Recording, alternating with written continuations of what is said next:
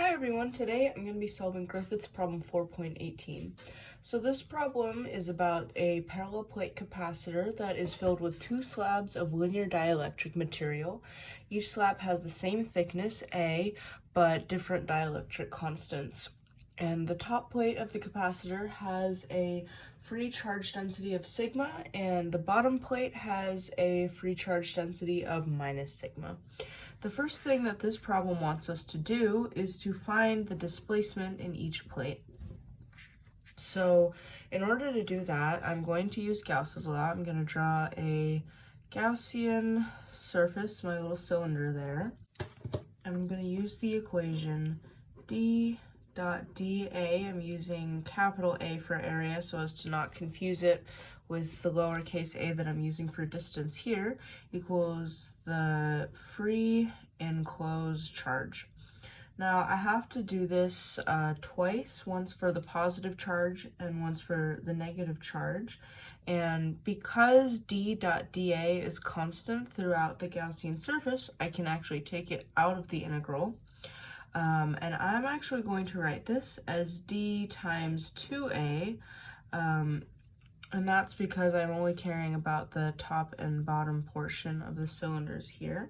So d plus times 2a equals the positive q free enclosed, and then d minus times 2a equals the negative q free enclosed.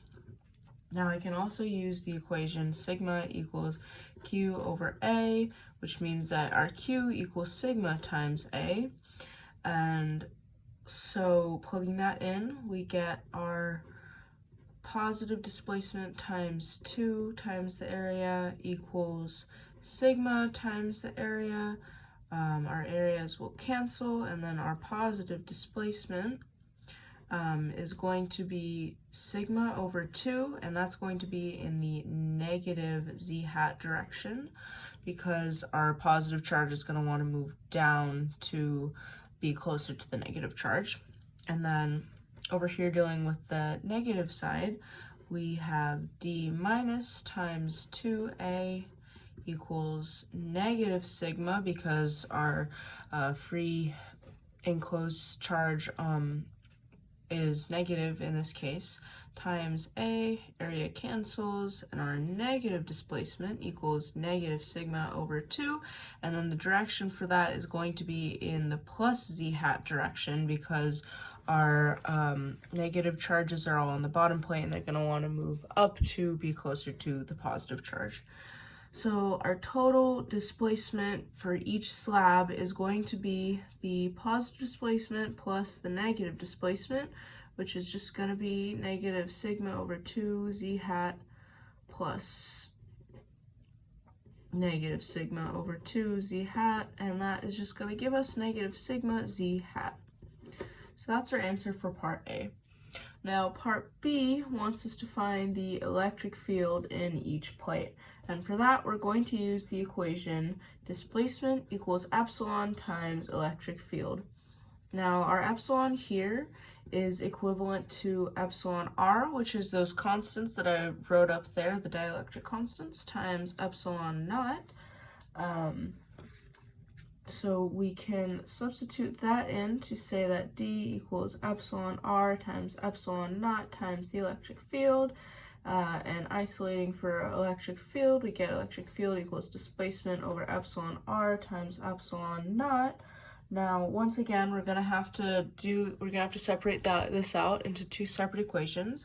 We're going to look at the electric field on the top is going to be the displacement over the dielectric constant from the top times epsilon naught, and then on the bottom, same thing, except we're looking at the bottom times epsilon naught.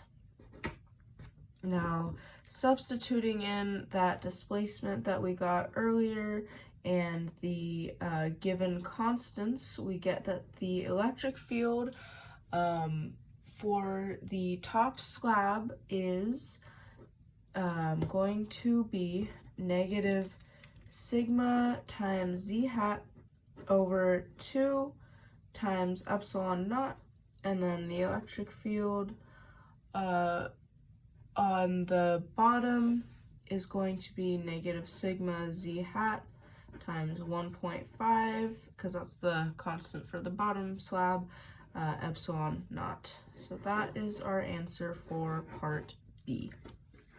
Now, part C wants us to find the polarization in each slab.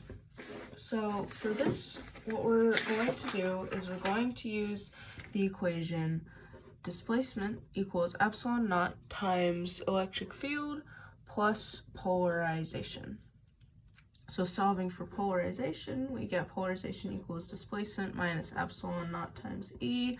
Again, we're going to separate this into the top slab and the bottom slab, plug in our D and plug in our electric field.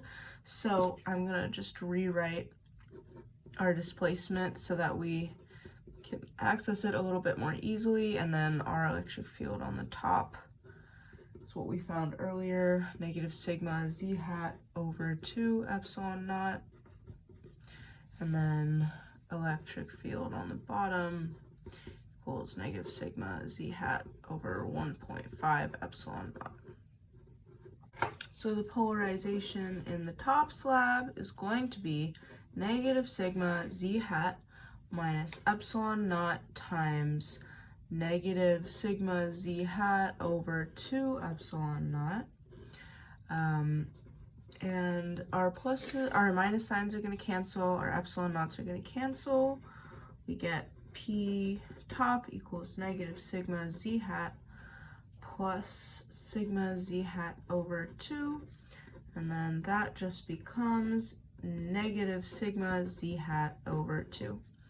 Now for the bottom, we do the same thing except we plug in our values for the electric field on the bottom. So P bottom equals negative sigma z hat minus epsilon naught times negative sigma z hat over 1.5 epsilon naught. Again, our minus signs cancel, our epsilon naughts cancel. We get P bottom equals minus sigma z hat plus sigma z hat over 1.5.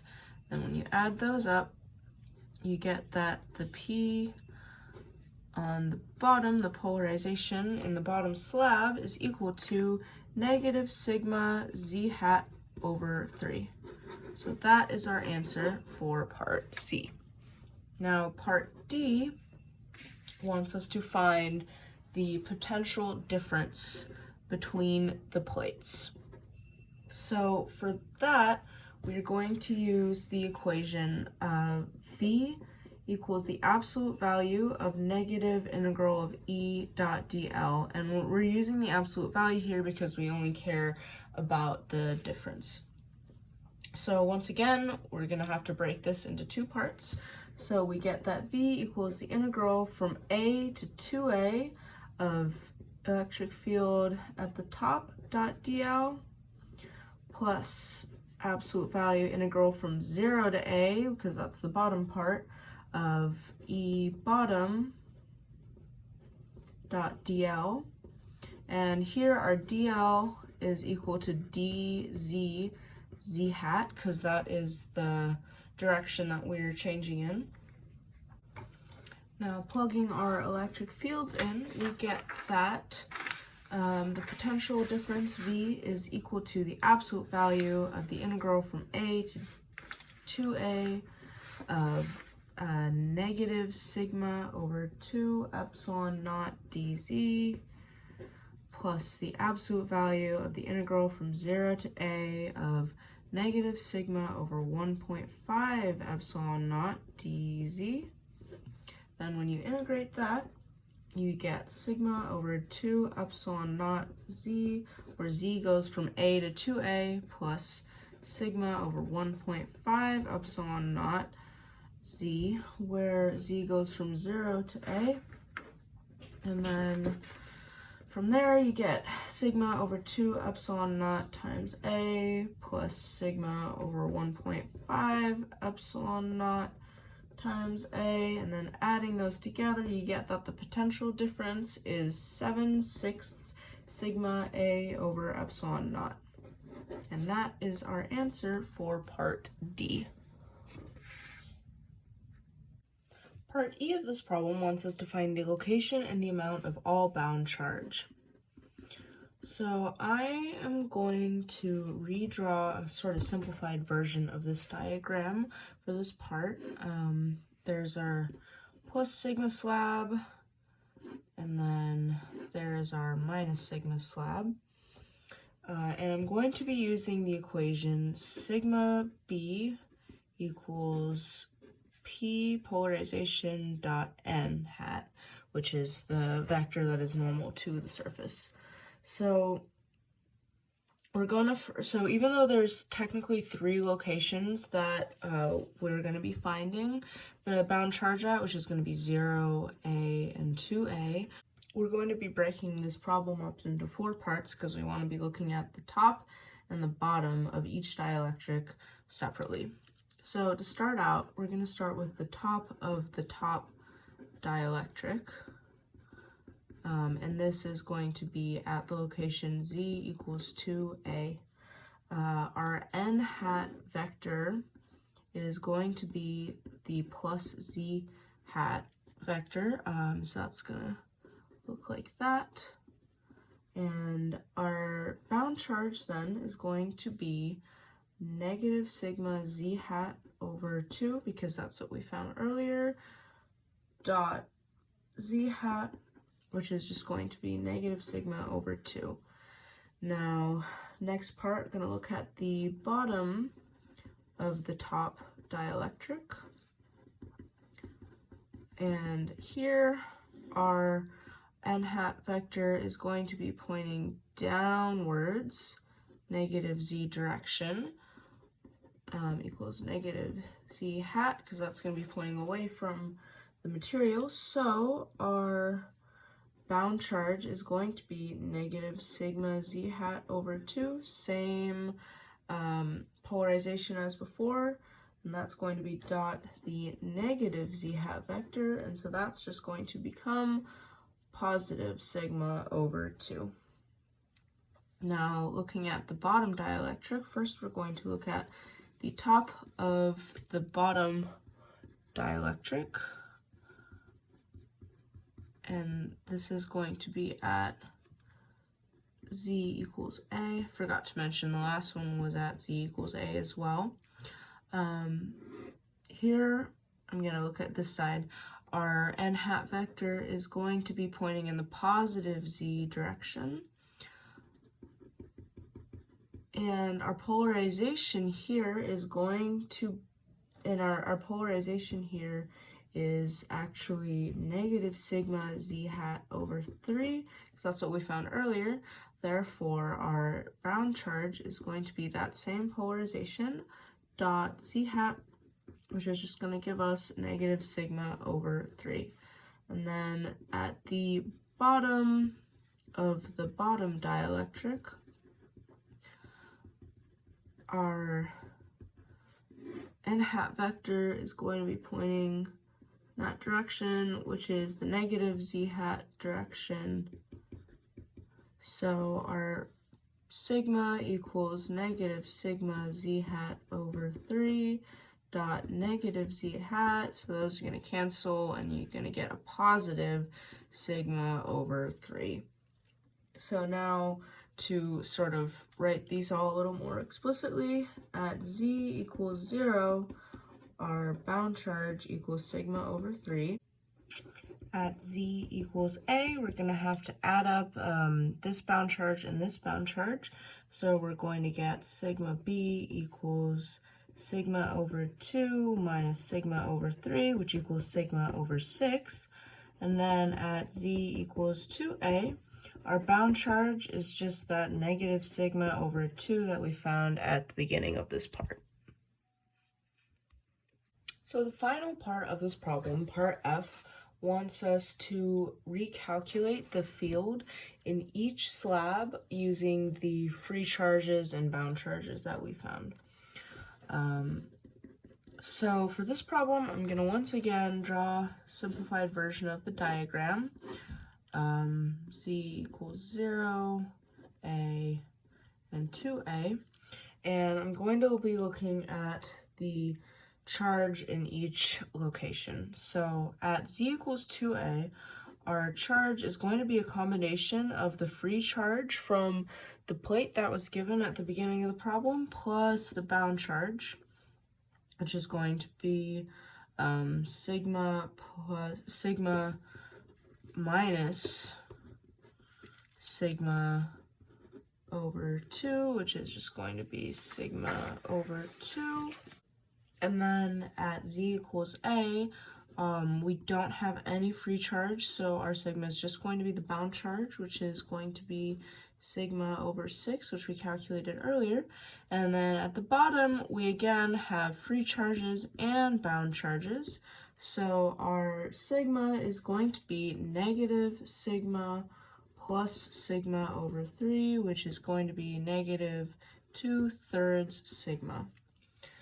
So for each slab, our electric field is going to be electric field above minus electric field below. And we're once again going to use Gauss's law. E dot dA equals Q enclosed over epsilon naught.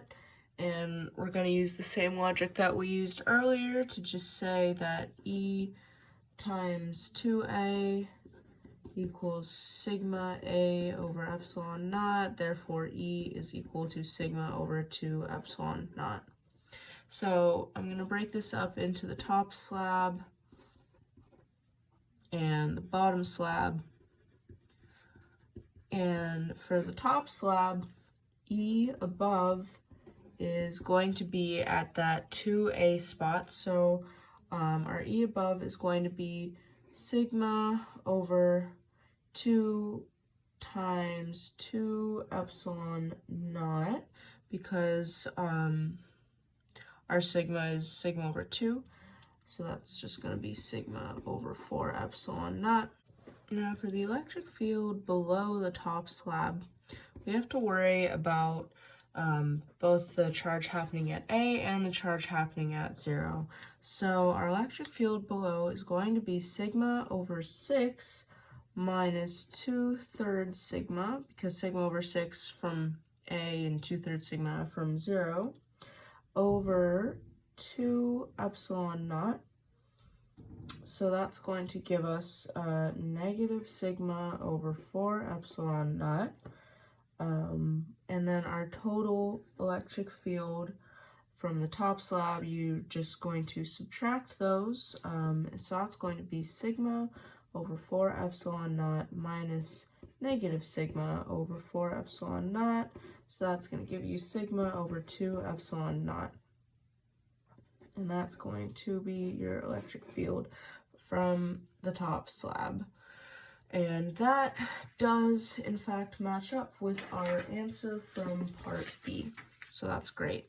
Now for the bottom slab, our E above, we're going to have to worry about the charge happening at Z equals A and at Z equals 2A. So our E above is going to be sigma over 6 plus sigma over 2 epsilon naught. So that's going to give us sigma over 3 epsilon naught. And then our electric field below the bottom slab, all we have to worry about is what's happening at Z equals 0. So that's just going to be negative 2/3 sigma over 2 epsilon naught. So that's going to give us negative sigma over 3 epsilon naught. And then when you add those, or rather subtract those, you get that our E bottom equals sigma over 3 epsilon naught minus negative sigma over 3 epsilon naught. So that's going to give you 2/3 sigma over epsilon naught, and that is in fact what we got for part B. So that means that we did it right. Thank you for watching.